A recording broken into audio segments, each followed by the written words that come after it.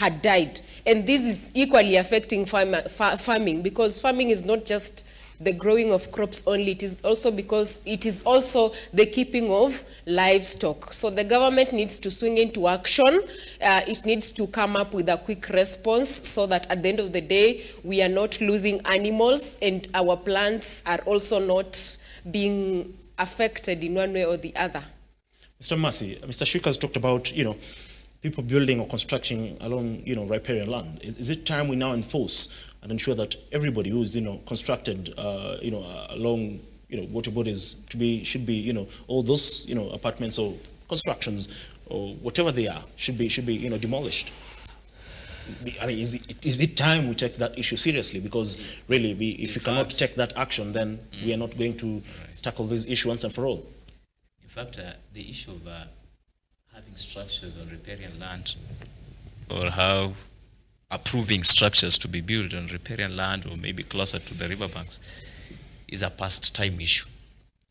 What we are witnessing right now, like in Nairobi, you wouldn't even heap the blame maybe to the current administration of the county.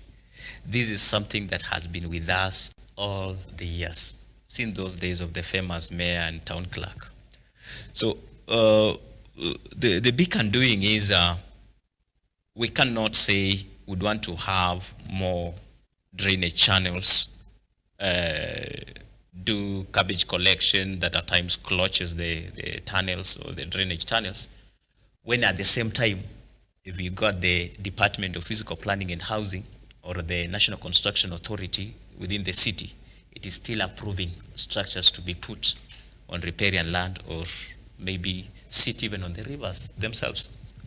I'll give you an example. If you go, there's a place in Westland, there's a river that runs from behind the Kabete barracks or somewhere behind Nairobi School, and it runs through Westlands next to a place closer to the Westgate Mall. Next to Westgate Mall, there used to be a mall called UK, Nakumatt UK. Sometime back in mid-2015, 2016, that building was brought down simply because it was sitting on a riparian land. But interestingly, I've taken some time and walked along that river. It's a stream. You will definitely not see that stream until you will again see it reappearing next to Limuru Road as it joins City Park into that end towards the Muthaika and the Karura. Reason is, in between that is a Westgate and somewhere along Limuru Road, there are buildings sitting on top of that river, and the river flowing.